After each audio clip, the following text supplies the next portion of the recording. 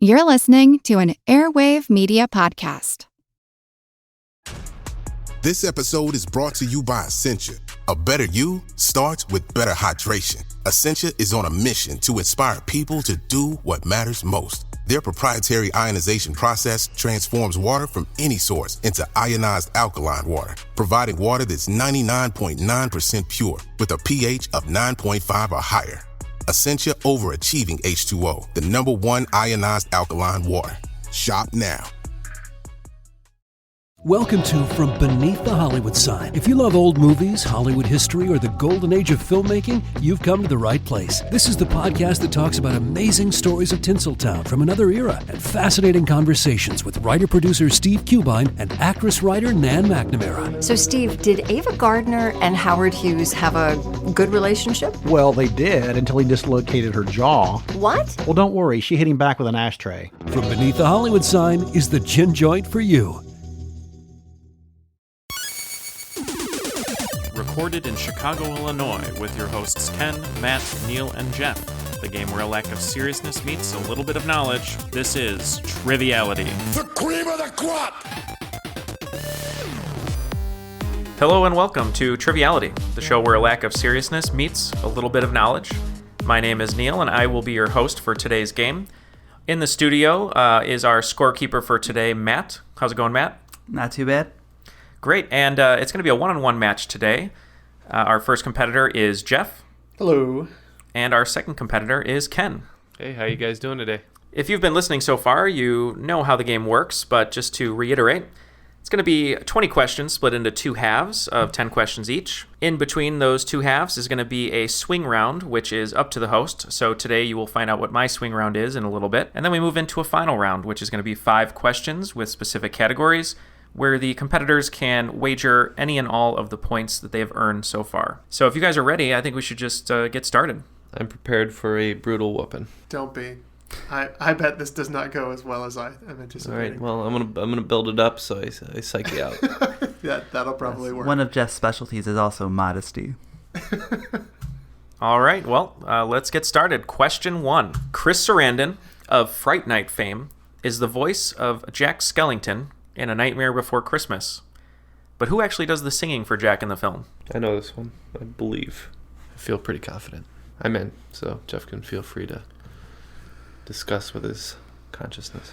I'm going to submit an answer which is completely wrong and get this over with as quickly as possible. All right, so Ken seemed pretty confident. Let's go with Ken first. So I believe Danny Elfman did the music for the film and also provided the singing voice for Jack. All right, and Jeff, what did you say? I say that Ken's answer sounds much better than mine, but I put Michael Bolton. An interesting choice. I'm trying to imagine that right now. I would see it. It would be hilarious. But the correct answer is Danny Elfman. A lot of people at trivia, when we go, I always see them making the mistake of thinking Tim Burton was the director of A Nightmare Before Christmas, but it was actually Henry Selick, director of Coraline. Burton was just credited as writer and producer. That's right. So make sure to remember that for your own trivia nights. Danny Elfman of Oingo Boingo fame. Oingo Boingo. Matt is a big Oingo Boingo fan. That one song that they do. Weird science. All right, so right into question 2. What sport features famous characters such as Anger Management, King Kong, Dragon Slayer, and El Loco Hombre? Can you repeat that question? What sport features famous characters such as Anger Management, King Kong, Dragon Slayer, and El Loco Hombre? Okay. I've got an answer. I have a thought. Okay, are you both in? Yeah. All right, let's start with Jeff this time. So they sound like wrestlers, so I put wrestling. Okay. Yeah, I've also put pro wrestling, but if you need more specificity, then let us know. Matt is also a wrestling fan like myself. Matt, do you think those are wrestlers? They sound like wrestlers. Well, in fact, they are monster truck racers. Monster truck racing is the correct answer. You're also using the term sport very loosely in that sense. So starting off pretty fast so far, right into question 3. You guys might have better luck with this one. In 1926, in front of a crowd of 150,000, this president broke his notorious silence to dedicate the Liberty Memorial at the National World War I Museum. Let me think for a moment here. Was it a sitting president? It was. Okay. I believe he was standing when he gave. I'm sorry. 1926, you said? I'll repeat the question. In 1926, in front of a crowd of 150,000, this president broke his notorious silence to dedicate the Liberty Memorial at the National World War I Museum. 6. I've got an answer. Okay, I also have a guess. Well, informed guess, but guess nonetheless. All right. Let's go with Ken. What's your answer? Just based on the year, I went with Calvin Coolidge. I don't know anything about a famous silence being broke, but that's what I went with. All right. And Jeff? I also believe in 1926 Calvin Coolidge was president, so I went with Calvin Coolidge as well. Well, he was known as Silent Cal and was the 30th president of the United States, Calvin Coolidge. So I did some research on Calvin Coolidge when I looked up this question, and the favorite thing that I had read during my research was the fact that President Coolidge enjoyed childish pranks, such as buzzing for his bodyguards and then hiding under his desk as they frantically searched for him, presumably fearing him kidnapped. It's a good prank. Good prank. Good presidential prank. So stupid. I would totally do that. The old classic hide under your desk after you call your bodyguards prank. I mean, We've all done it. So that's probably why he was such a president. He's pulling pranks all the time, yeah. And he never talked. I mean, everyone said that he's just, was a bad apple and always in a bad mood. Except when he's pranking his Secret Service. He pranked the United States by pretty much engineering the Great Depression as well. No, he just rode the train down. All right, so Jeff is on the board after that question. So welcome to the game, Jeff. Thank you. What's our score right now, Matt? It is 20-10, Ken with an early lead. Great. Okay, and we're on question 4. In the song, They Can't Take That Away From Me, according to the lyrics, till what time did they dance? They can't take that away from me. According to the lyrics, till what time did they dance? Okay. I wrote something down. I've never heard of this. Maybe I have. I'm sure you have. I don't. It's not ringing a bell. I'm in the same position. Probably would recognize. I've sung this song, but I know there's a rule of no singing. But I will just say the lyrics. Well, I'm locked. So Jeff is locked. I'm in too. So sing away, Neil. All right. So Jeff, don't sing. I'm not going to sing. Don't worry. This is the in Monty Python and the Holy Grail. This is pretty much that one section where that guy just says no singing. I won't sing. Don't worry. His son to enjoy. I will read it in the rhythm of the song, but I won't sing it. Jeff, what is your answer? So, great time to stop doing something. I put midnight. I also put midnight. If you remember the song, my favorite version, Frank Sinatra, it goes, the way you hold your knife, the way we danced till 3, the way you changed my life, no, they can't take that away from me. Written by George Gershwin and Ira Gershwin, the song was introduced in the 1937 film Shall We Dance and was sung by Fred Astaire to Ginger Rogers. Yeah, I did not know that one. Maybe sense. I'd recognize it, but I probably couldn't have come up with it either way. So yeah, I can't feel too bad about that one. No, that's okay. I'm sure you guys have all heard it, though. The way you sip your tea, the way you wear your hat. You've heard it at a wedding, I'm sure. All right, guys, it's time for question 5, which we like to call our listener-submitted question. If you have a good question that you'd like to send us to incorporate into the game, make sure to send us an email to trivialitypodcast@gmail.com. And in the subject line, put question 5 with one of the host's name, either Neil, Jeff, Ken, or Matt. So today's question is actually brought to us by Mark P. Smith of Chicago. Mark is actually the co-host of the other podcast that I do, Best of the Best. It's a podcast where we talk movies and pick categories like best buddy cop movies, best sex comedies, best Razzie Award winners, just fun different categories, and then we whittle down all those movies in the specific category into a top 5 list to choose the best of the best. So if you guys want to check it out on your podcast app, just type in Best of the Best Radar, and it'll come right up. But yeah, Mark is giving us a question today, so let's go for it. Angel Falls is the world's highest uninterrupted waterfall in the world. What country is it in? Country. Oh. You could have just asked me what the highest waterfall is, because I happen to know that. The country... This is brutal. I can't even, I would give you a region, but I don't want you to back your way into it. Go ahead, it'll make things interesting. Okay, I have a guess. Okay, so I'm pretty sure it's a former British territory, and I want to say the waterfall is near or around Lake Victoria. Mm-hmm. But I couldn't tell you what country it's in. I mean, it's obviously in Africa, Yeah. but I have an answer that I wrote down, and we'll just go with it. Well, Angel Falls is not in Africa. Oh, it's not. Oh. It is not, but I want to hear, Ken, what is your answer? I say Congo. Congo? I Jeff? went with Zimbabwe. Angel Falls is actually in Venezuela. Is it really? Bad on us. Wow, Yeah. I was so wrong on that. So here's a little comparison for you. The falls are 3,212 feet in height. In comparison, Niagara Falls are 167 feet. I was going to say it's maybe 200. We're moving on to question 6. Which of these animals has the highest top speed? I'm going to give you 5 animals.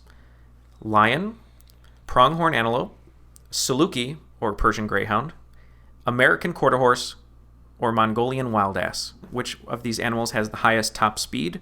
Lion, pronghorn antelope, Saluki, otherwise known as Persian greyhound, American quarter horse, or Mongolian wild ass.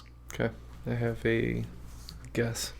Purely a guess. Saluki's the Southern Illinois mascot, isn't it? That is correct. I always wondered what that was. Yeah. Me too. So that's good information. That's what I guessed. Looks like we got answers in for both of our competitors. Okay. Saluki, as I said. All right, so Ken went with Saluki. I went greyhound. Jeff also went with Saluki. So at 40 miles per hour, you have the Mongolian wild ass, top speed. At 43 miles per hour, you have the Saluki. At 50 miles per hour, you have the lion. At 55 miles per hour, you have the American quarter horse. And the fastest of the 5 at 61 miles per hour is the pronghorn antelope. I should have. Pretty that. bad. Aren't they the prey animal of the cheetah? Yes, but interesting fact, being that it has larger vital organs such as the lungs and heart, it can sustain their lightning speed longer than the cheetah. But if the cheetah gets it in its grasp, then it's pretty much dead. The other thing that antelope are really great at is jumping. Yeah. Yeah. That's a great way to not be eaten by them typically. But yeah, I was really interested to find that out because I was trying to look for fast animals that weren't cheetahs, and I saw the pronghorn antelope. Or the, what's the fastest animal? The ostrich. No, the, not land animal, the peregrine falcon. Yeah.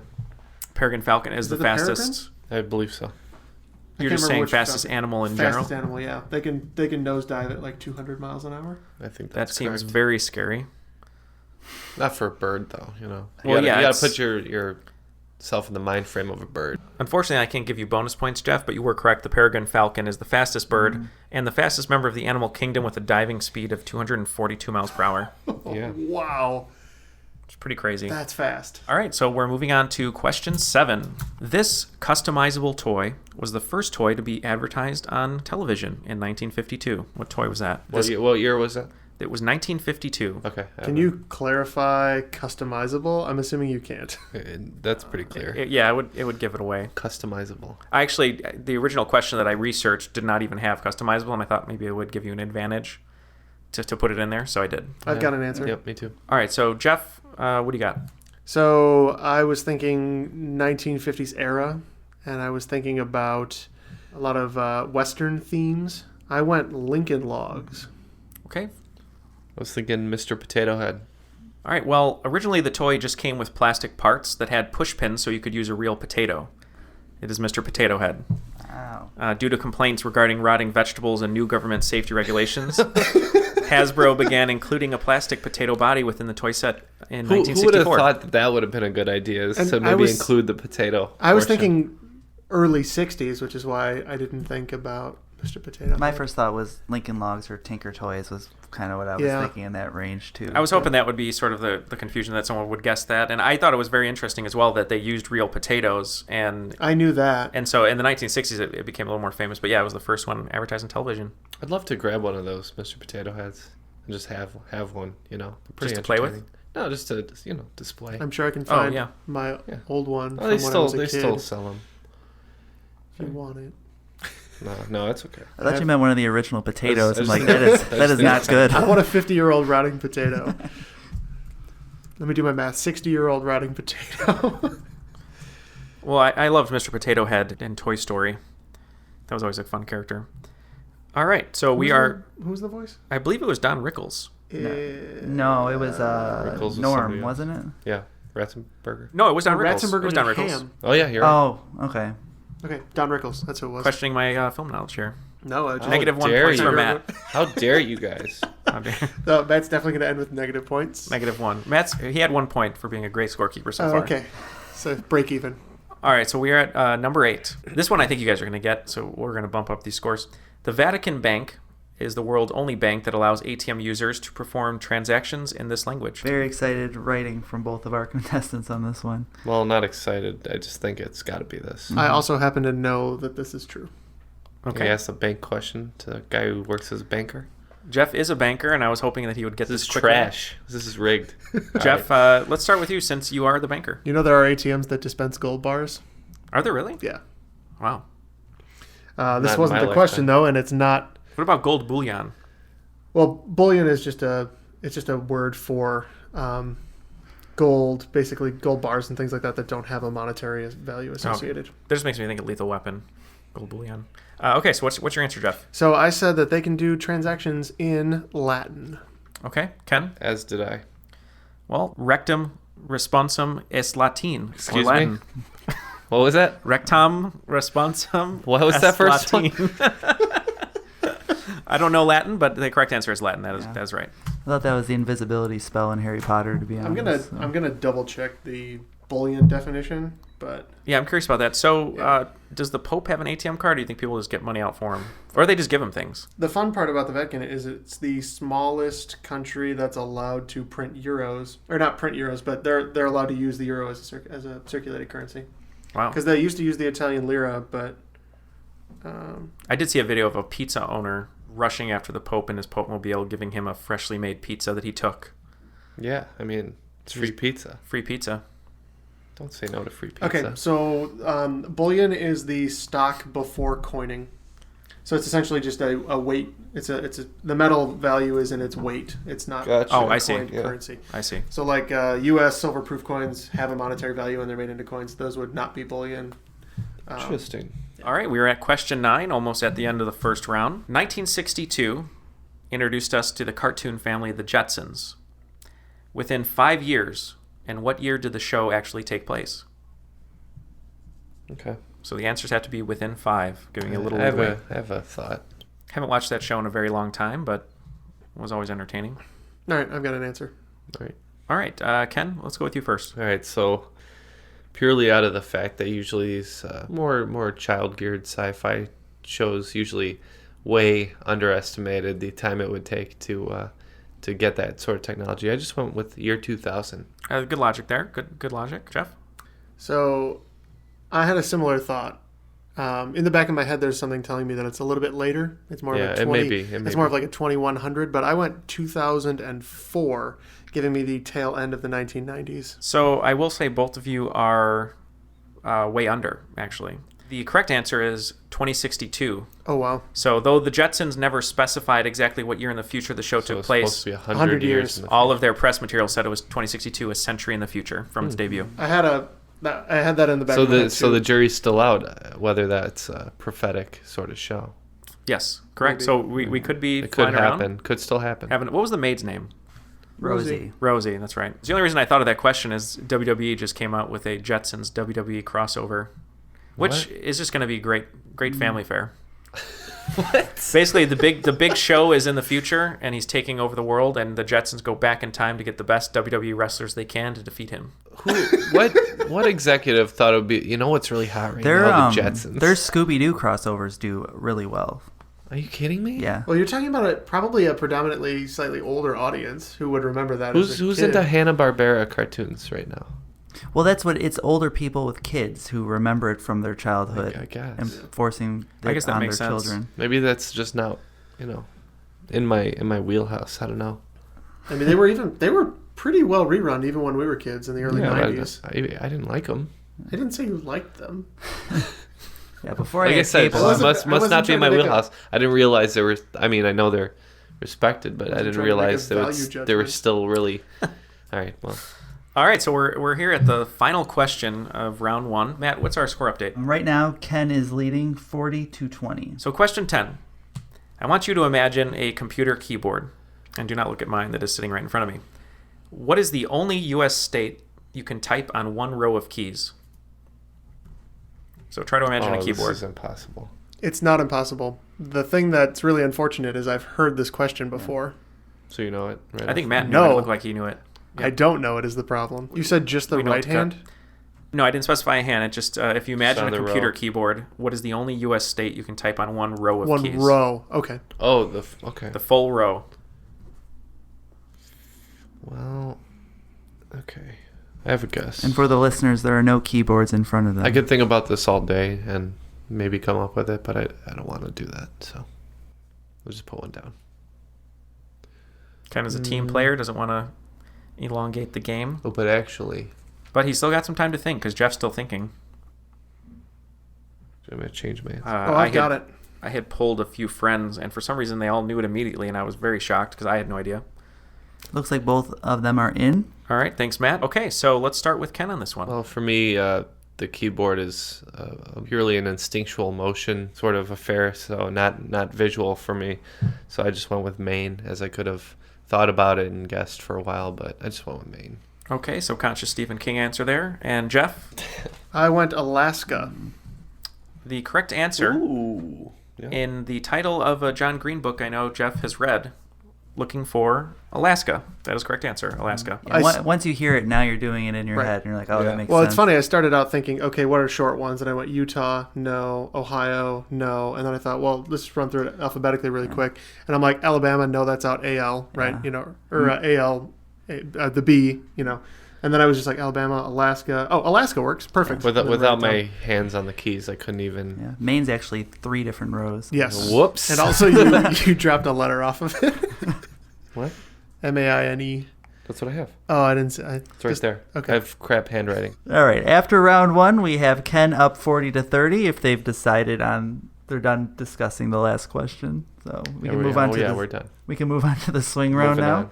All right, so the swing round today, gentlemen, is going to be a rehash of episode 1. We're going to be doing a tug of war, one of our favorite swing rounds.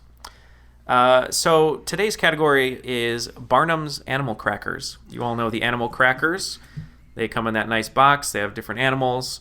The current slate of Barnum's Animal Crackers is 18 animals.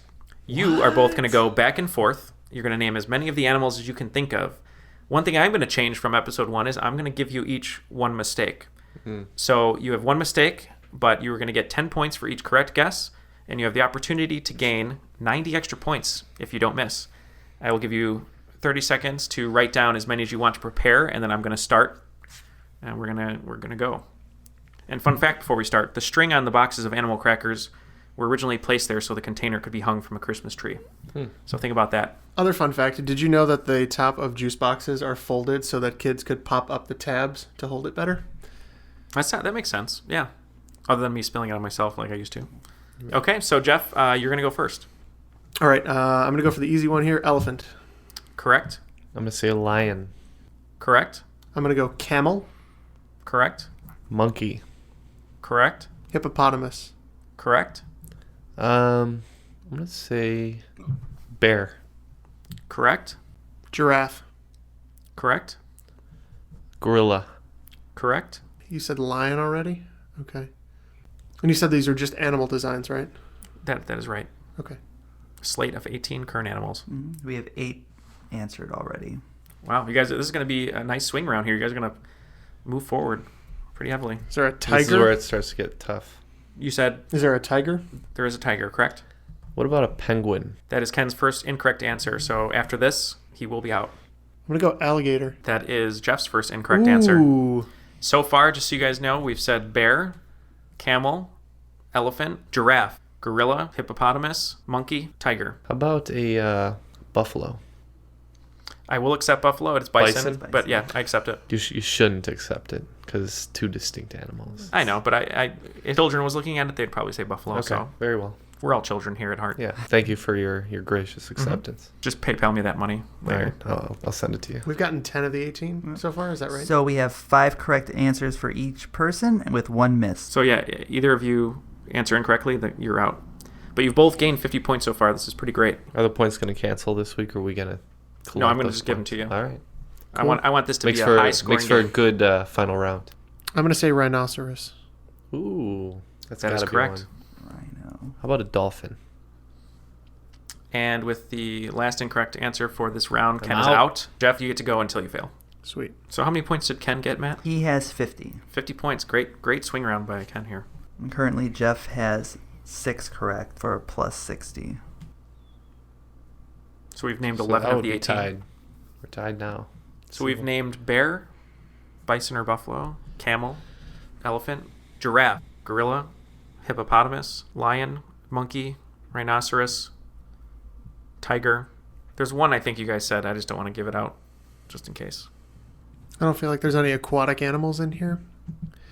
You said penguin earlier, and that just didn't seem right. I mean, I've got other ones that would be kind of cool, but I don't think they're circus quality animals. I'm gonna give Jeff about 10 more seconds to answer. I'll just go with another big cat. I'll go with a leopard. And Jeff is out. So thank you. Here is the 18 animals that are in the current slate of Barnum's Animal Crackers: koala, bear, bison, camel, cougar, elephant, giraffe, gorilla, hippopotamus, hyena, kangaroo, lion, monkey, rhinoceros, seal, sheep, tiger, and zebra. I was thinking seal, and I think cougar was the other one I was thinking of, because I was like, I'm sure there's another cat one, but I surprised there's no wolf in there. Yeah, it is surprising. It might have been in a previous iteration, because there are some competitors who make cookies just like Animal Crackers that have more animals than they do. I'm glad you weren't able to run away too badly with that one. I was a larger kid, so I probably didn't get to see many of the shapes. They just went directly into my mouth. So that was my experience as a kid. So after the swing round, we're now up to 90-90. So it's anybody's game. It's cookie shaped. And that, ladies Matt, and gentlemen, also blissfully unaware that the marshmallows and Lucky Charms had shapes as well. I can name those. That, ladies and gentlemen, is why the swing round is so important. We have a tie game going into round 2. Exciting, 90-90. We're going to start round 2 off with a bang. Kind of a serious question, but I believe you guys might get it. On February 14th, 1989, Iran's supreme leader, Ayatollah Khomeini, issued a fatwa against this writer, sentencing him to death for insulting Islam with his novel, The Satanic Verses. I'm already in. I know this guy. Jeff is in. Okay. I wish you wouldn't have said the novel name. I was hoping that would make it harder. No, I had the same answer regardless. All right, let's start with Ken. I have not read this or his works, but I believe his name was Rushdie. Okay, Jeff? Another one of his books that I quite enjoyed is Midnight's Children. For any of you who are so inclined, it's a great telling of the British colonialization of India. That would be Salman Rushdie. Rushdie is correct. Great writer. And a little fun fact here, in case this ever pops up for you guys. The names of 2 of his favorite writers, Joseph Conrad and Anton Chekhov, became his alias while he was hiding after the fatwa, Joseph Anton, which is also a title of one of his famous works, which is very good. He hid in Great Britain, if I'm not mistaken, correct? I think that is correct, yep. It was a funny story he was saying where his guards, they would be eating dinner in a private location, and they would keep calling him Joe, and he hated it, because he's like, we know who we are, no one else is here, just call me by my name, and they kept calling him Joe. All right, great. So question number 2. Unfortunately, Matt is not playing, but I know he will know this one immediately. That means that I will not. We might get a 0 on both of these. In 2017, this German-born NBA power forward recently crossed 30,000 career points to become number 6 on the NBA all-time scoring leaders list. German. I'm in. I added that to sort of help anyone who didn't know basketball. Well, still in trouble here. Well, how many Germans actually play in the NBA? There's not very many. It's like Shaquille O'Neal was Irish, so... Oh, boy. Kobe Bryant was Japanese. Not bad. I'm just doing a really quick rundown of the NBA players I know that might be German, but I this is not my strong suit, so I'm just going to really quickly think, and if I can't come up with anything, I'm... He's been playing for quite a long time, right, Matt? That's the only reason I think I have a chance here. Shoot. To get 30,000 points, you tend to have to play a long time. Yeah. It's not in the cards for me. So I have a guess that's incorrect because I believe he's retired. But okay, Jeff, let's start with you. So I went with I don't know if he's still with them or he was a former Dallas Maverick, Dirk Nowitzki. Okay. Well, I was just gonna say that. No. I went with Nash. I believe he's retired and not German. But He's actually Canadian. There you go. Jeff got a basketball question right. He wasn't confident about it, but it was Dirk Nowitzki of the Dallas Mavericks. And since Matt is here and he is our scorekeeper, or anyone else who wants to play along in this studio, any guesses on who the top 5 are in front of Dirk? No. In front of Dirk, well, it's Wilt. Wilt is number 5. Kareem. Kareem is number 1. It's not Kobe. Kobe is number 3. Kobe is 3. Mm-hmm. And Jordan? Jordan's number 4, and we need number 2. Larry Bird. I'm assuming Kobe's entire run was the last season where people just let him run up the scoreboard. The Harlem Globetrotter year for Kobe. Yeah. Yeah, number 2 being Karl Malone. That is correct, the mailman. Taking more shots than Karl Malone. It's pretty crazy. So Kareem Abdul-Jabbar is almost 2,000 points higher than Karl Malone. So I don't think anyone's going to hit that anytime soon. Yeah, they said LeBron would have to average 26 points a game for like the next 6-7 years in order to catch. That's crazy. It was a different time. Yeah. Different time. Whoa. Kareem Abdul-Jabbar is fighting Bruce Lee, scoring a lot of points. You could say he was the cream of the crop. Ooh, the cream of the crop. The Kareem of the crop. All right, question number 3. Only one McDonald's in the world has turquoise arches, as local government officials thought the yellow would look bad with the natural red rock of the city. Name the U.S. state these turquoise arches exist in. Can I be within one state? You cannot be within one state. Because I'm pretty sure I know the geographic region. It's a little tricky, too. There is a clue in the question, but it can also serve as a trick. You know what? I'm going to change my answer to the other one I'm thinking. And if it's the first thing, then I will hate myself forever. Ken is racking his brain, trying to picture those turquoise arches. Yeah, I'm going to go back to my original answer. This is going to be a hard one for Jeff, because if you get it wrong, it's going to be disappointing. Right. It'll almost certainly be the other one. Yeah, right. Yeah. All right. So Ken is in. Ken? Ooh, well, I'll go to you next. It's Jeff, fine. what do you got? So I felt like it was in Sedona, Arizona. I don't know for sure. I went back and forth. I wrote Arizona, then I wrote New Mexico, then I wrote Arizona again. I'm just going to stick with my original guess of Arizona. Okay. Ken? I also went with Arizona at the last moment. Could be wrong. I could just kind of picture that. I was not expecting anyone to pin it down to the actual city, but it is Sedona, Arizona. I've actually been to there. Have you really? I've been to there. I've been to there. I tried giving you a hint. I wanted to go to there. I want to go so to I there. went to there. I don't know if the hint helped you, but Red Rock is a state park in Arizona. That's what I was trying to help you out with. Yeah, originally I was kind of on the wrong path, and then I really thought of that like pastel green color, and I was like, that's got to be. I've actually seen a photo of it. I mean, I can see that. I don't recall seeing that McDonald's, however, when I was there. What was your other answer? Was it Nevada? No, I was thinking New Mexico. New Mexico. Oh, that is a good I mean, good guess. they're right there. Those are my top 3 I assumed you guys would pick, would be Nevada, New Mexico, and Arizona.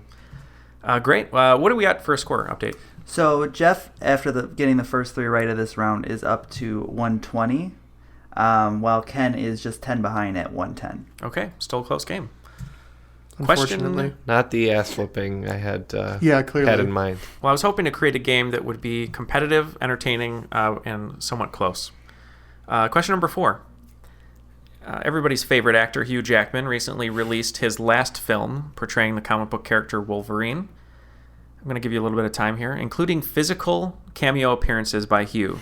Physical cameo appearances. How many films has his iteration of Wolverine appeared in? Okay. I just need to think about it, and I should be able to have this. While you guys are thinking, I want to talk to Matt. Have you seen Logan? I haven't seen it yet. I haven't seen it, no. I hear it's very good. Yeah. It's on my list of 1,000 movies I haven't seen to see, so. Oh, good. Well, now I can include Logan on my list. No, I'm kidding. I knew that one.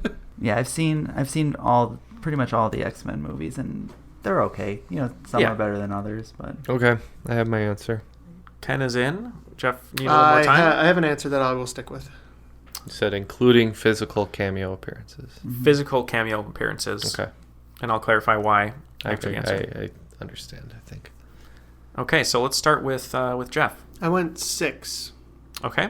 Okay, I went with 9. Mm-hmm. So we have the original trilogy, the 3 Wolverine movies, including they made 3 Logan. 3 Wolverine movies? If you count Logan. Wolverine Origins, The Wolverine. Let's pretend Origins didn't exist. Yeah, that's the 6 I was And thinking then there's of, his cameo in First Class. Mm-hmm. He's in Days of Future Past. He's in Apocalypse, I believe.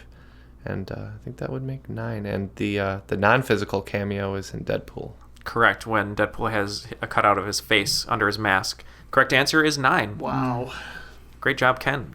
So he was just recently in an interview, and he was talking about when he decided to hang up the character of Wolverine. Apparently he was at a dinner with Jerry Seinfeld in 2013, where Seinfeld was speaking about his own successful run with his television show, telling Hugh that he should leave a little in the tank when he decides to hang up the claws and not overstay his welcome, and that's what kind of gave Hugh Thanks, the idea. Seinfeld. Yep, thanks, Seinfeld.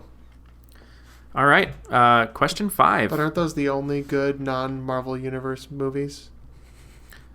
Some of them, in about Marvel. half of them. but the ones he's in make up the majority of them. Yeah, he's the best part of all of them, pretty much. For the non-Marvel Cinematic Universe. Yeah. X2 is really good. Yeah. I wonder if they're going to recast him quickly, like they do Spider-Man, or you think they'll let it rest for a little bit? They don't let anything rest. That's true. Comic movies do not. I mean, if you have money to make. He's the most popular X-Men character, so. All right, we're at question 5 again, and just as I said last round, this is our listener-submitted question. If you have a good question you'd like to send us to incorporate into the game, send us an email to trivialitypodcast@gmail.com with the subject line question 5 and the host's name that you would like to read it. Today's question comes from my girlfriend, Colleen, and hopefully Colleen will join us on a future episode, but today's question from Colleen is going to be about one of her favorite book series, The Hunger Games. So here we go. Question 5. In the Hunger Games trilogy of books, there are characters named Avox who voiced concern against the Capitol and were punished by having a body part removed. What was that body part? So I just watched all 4 Hunger Games movies. How convenient for you. About a month ago. I do have a thought on this. And I could not tell you what the answer is. Are you kidding me? No. I was basically playing games on my phone the entire time while watching it. It was more of check it off my list of things to do. So you didn't really watch them? Sort of. It was on in the background. That doesn't count.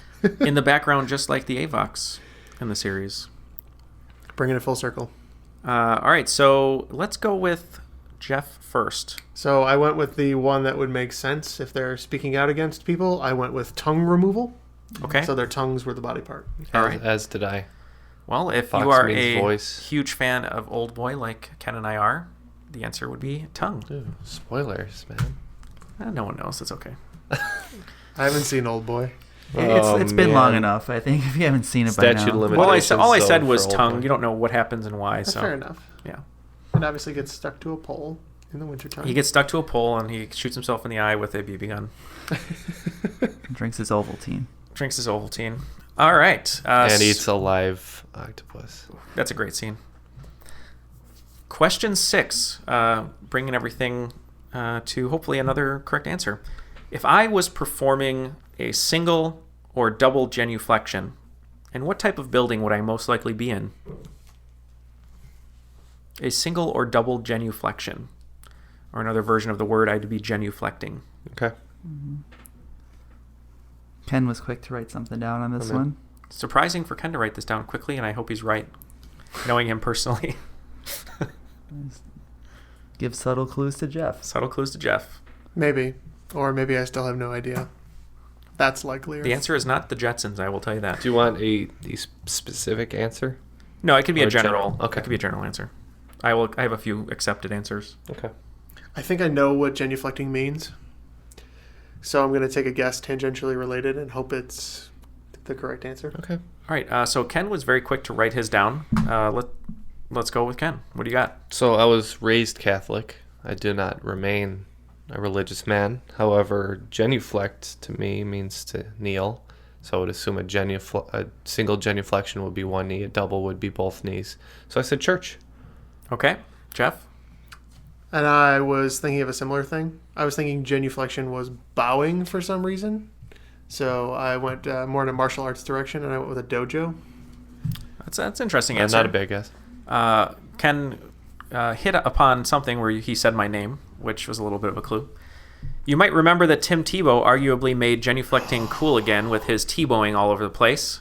The answer would be a church or house of worship, as genuflecting is to lower one's body briefly by bending one knee to the ground, typically in worship or as a sign of respect. Yeah, as I said, that word is incredibly familiar to me, and I never really considered that maybe it wouldn't be pretty common for non-Catholics or non-Catholic raised folks, to not know it. But I guess that would be one of those things that's just ingrained in certain culture. Exactly. And there's not a funny picture, but it's just an interesting picture. If you Google genuflection, there's a great vintage drawing of how to do it with like a little, not choir boy, altar boy.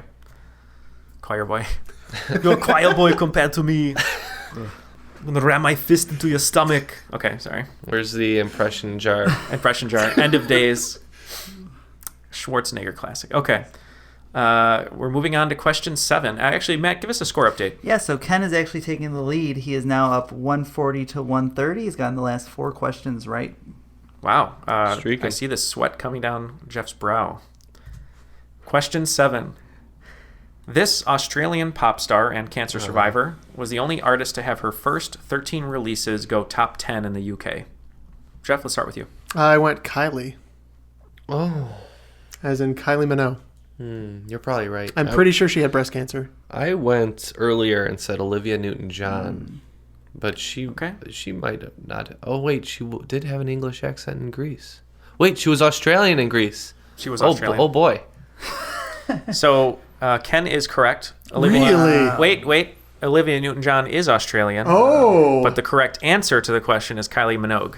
Good job, Jeff. She did have breast cancer. Beat it, went right back on tour. She's a badass. Good job, Jeff. Good job. I knew that she was also a survivor of breast cancer. Very nice redirect. I just immediately... I was so devastated. I hope people... I was like, I'm sure I'm right. I hope everyone in their cars are like, you're wrong. It's not her. I just not immediately wrote Olivia Newton-John and didn't think about Kylie Minogue, which I also know about, but that was a good get, Jeff. That was a good guess by Ken, though. I mean, there's not, too many well-known Australian pop stars. As far as I can tell, who are also cancer survivors. We're also cancer survivors. As far as I can tell, she's like the one, right? Yeah. I mean, she's exceptionally popular in Australia. All right, so question 8.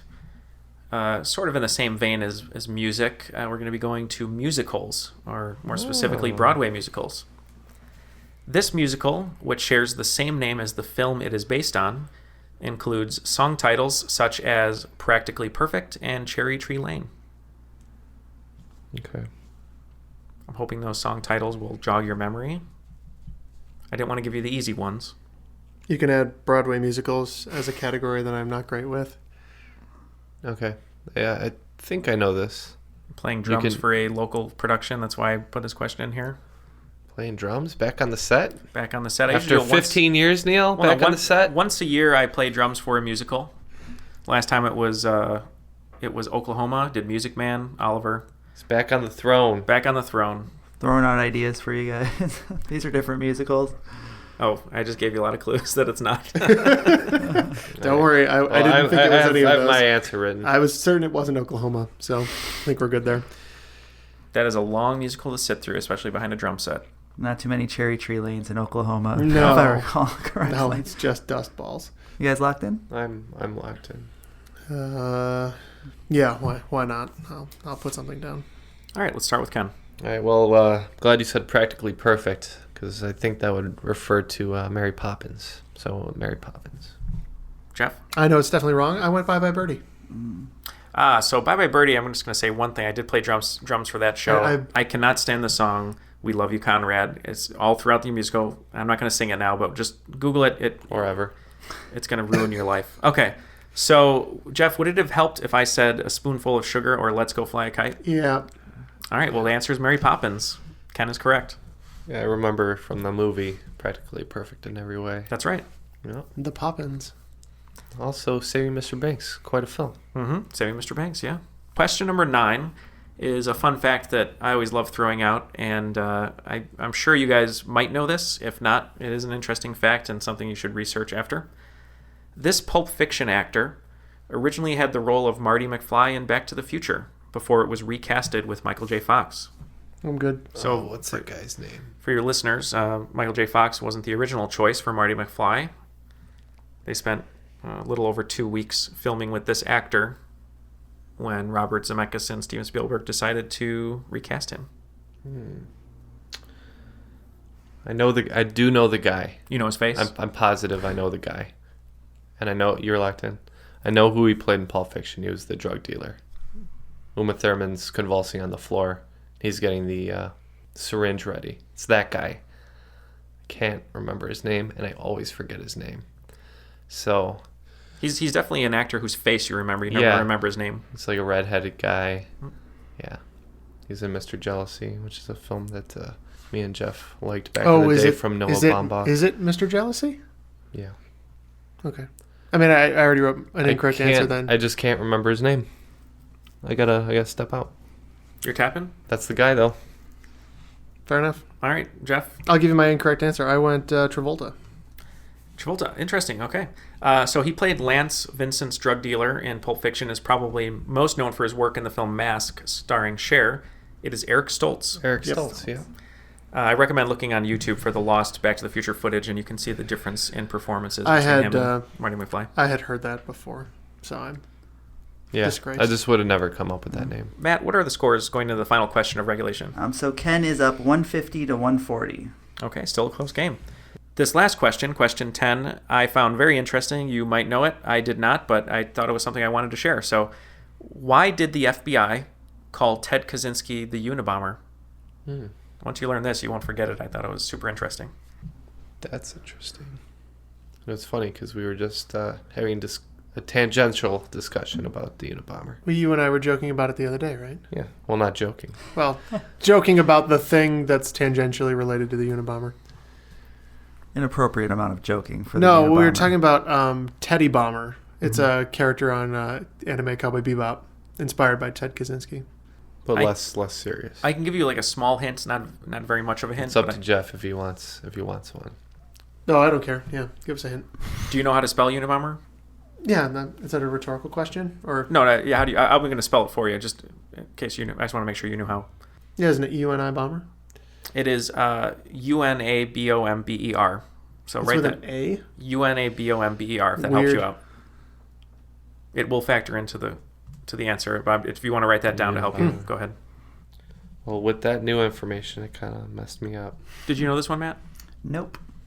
I would have thought. I thought it was a giant unibrow, but I know that's not right. I had a similar thought. Which When I first funny. heard his name, I always thought it was like a unibrow too. Because Well, that picture of him. You messed up my train of thought with the new information. It was a real Freda I'm not situation. gonna answer in fear of.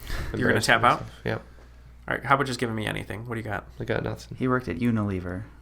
All right, I'll take that. Okay. It's not a real answer. Matt Also, Matt's not playing. I'm also not playing. I will accept Matt's answer as Unilever for Ken. What's going on in your brain there, Jeff? I'm trying to think of associations with this spelling, and nothing's coming to mind. But I'm sure as soon as you say it, it'll make perfect sense. Yep, I've got no idea. I wonder if it was maybe an acronym or a location where he was. So the reason Ted Kaczynski was called the Unabomber was his early mail bombs were sent to universities, UN, and airlines, Unabomber. I thought it was very interesting. Interesting, yeah. It is. I may have heard that, but I had never heard that. It sounds familiar, but I can't place one. I never heard that before. And one of the interesting things I read while doing the research was 2012 marked the 50-year reunion for the Harvard class of 1962. A lot of 1962 questions today, which was Kaczynski's Harvard class. Members of the class were allowed to submit updates as to what had happened in their lives, and Kaczynski submitted his, listing the prison as his address, prisoner as his occupation, and 8 life sentences in the awards section. Yeah. What else are you going to do, though? What else are you going to do? Yeah. That is the end of regulation. Matt, what do we got? So going into the final round, we have Ken at 150 and Jeff at 140. Great. So we explained a little bit about how the final round works, and you might have been familiar with it from previous episodes. But I'm going to have 5 distinct categories and 5 questions that follow those distinct categories. Jeff and Ken are both going to have a chance to wager any and all of the points that they have accrued during regulation. So what we're going to do is tell them these 5 categories, and they can wager between 0 and 30 points per question, as long as they have that in their accrued points. All right, here are your categories for the final round. Question 1 will be sports scandals. Question 2 will be Academy Award losses. Question 3, Billboard Top 100. Question 4, deadly insects. And question 5, Women in Space. And I'll give you guys some time to think of your wagers to hand over to Matt. I don't feel good about any of this. Not a thing. Yeah, this is not strong, but I'm wagered. My category titles were not confusing, but they're a little broad, so I'm curious. I'm happy to see what your reactions are going to be to the actual questions. Everybody is locked in. All right. I think I went a little too big on this one. I think I went too big on all of these. So we might have a new cream of the crop. Let's see what happens. All right, guys. Question 1. In what sport would you have seen the Montreal Screwjob? Okay. Mm-hmm. All right. Question 2. Academy Award losses. Director Steven Spielberg has been nominated for 7 Academy Awards as Best Director, taking home 2 trophies for Saving Private Ryan and Schindler's List. Of the remaining 5 nominations, Spielberg lost to the same director twice, in 2005 and 2012. Who is that director? Just so for your notes, 2005, 2012 is when he lost twice to this director. Question number 3, category of Billboard Top 100.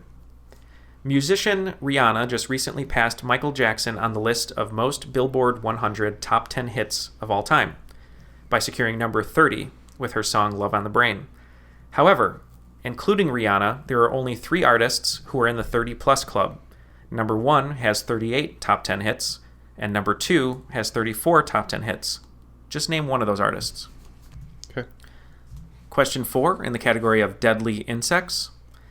This deadly insect inhabits much of mid-continental Africa between the Sahara and the Kalahari deserts and feeds on the blood of vertebrate animals while transmitting diseases that kill 250 to 300,000 people per year. Can you get that one more time? Mm-hmm. Yep, we're good. This deadly insect inhabits much of mid-continental Africa between the Sahara and the Kalahari deserts and feeds on the blood of vertebrate animals while transmitting diseases that kill 250 to 300,000 people per year. Okay. All right.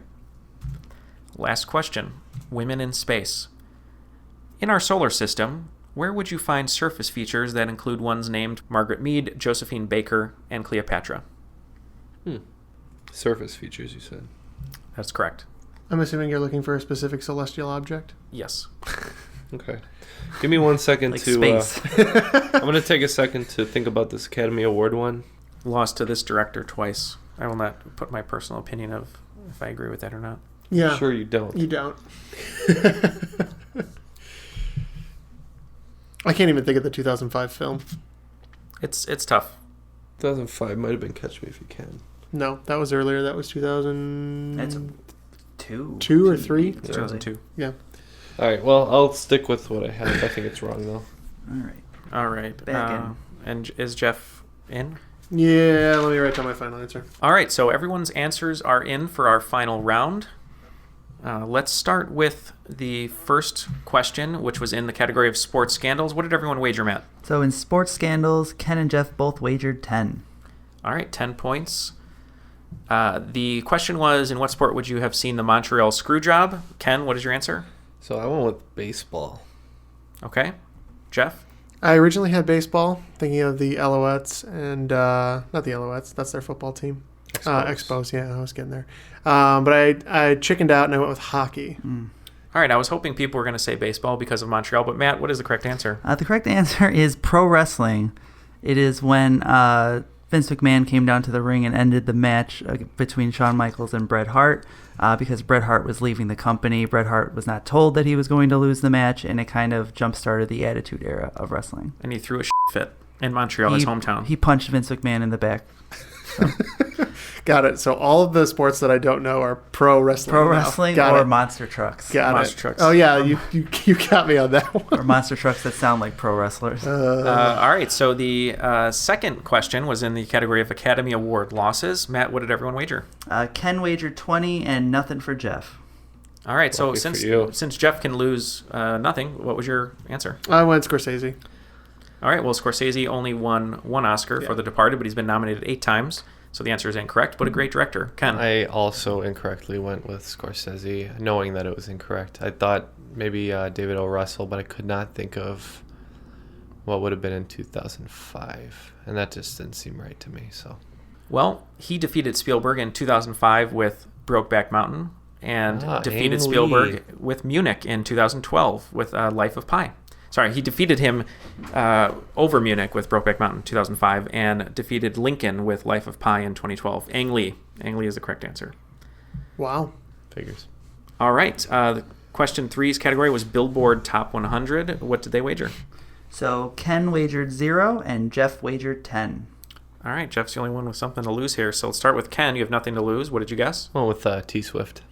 Okay. Taylor Swift. Well, that's a lot of top 10 hits for a youngster like Taylor Swift. Well, I don't do the pops.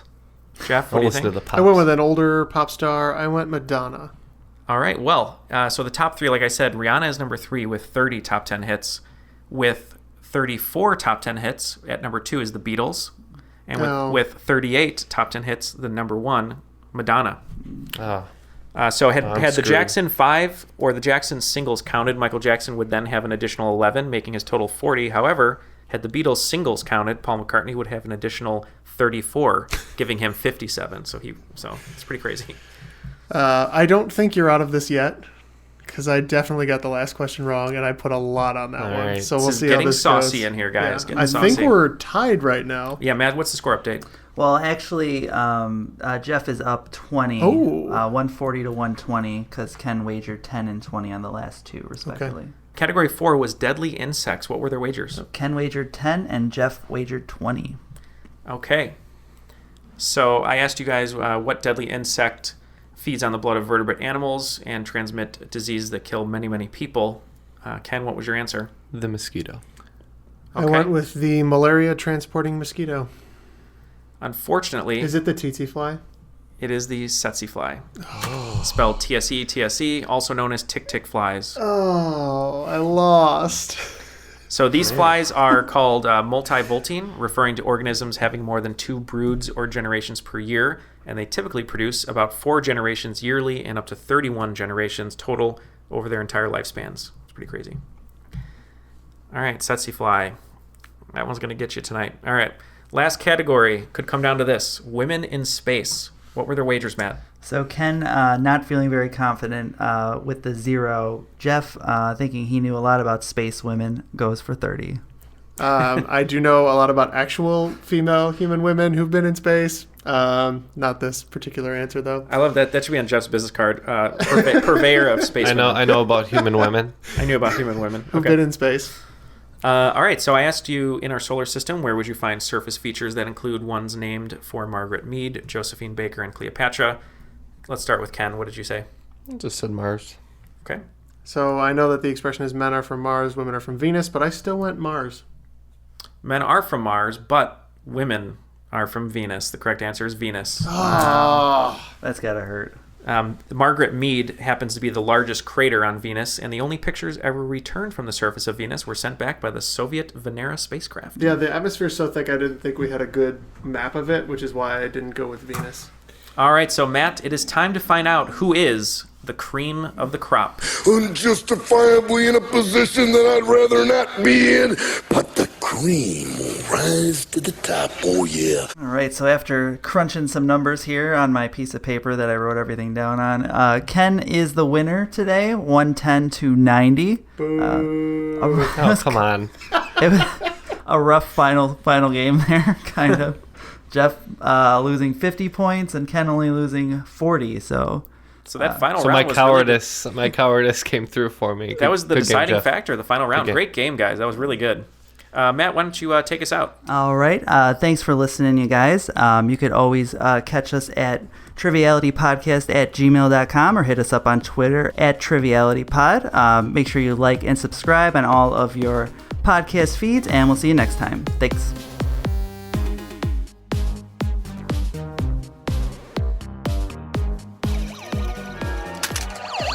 Hey, Ham, look, I'm Picasso.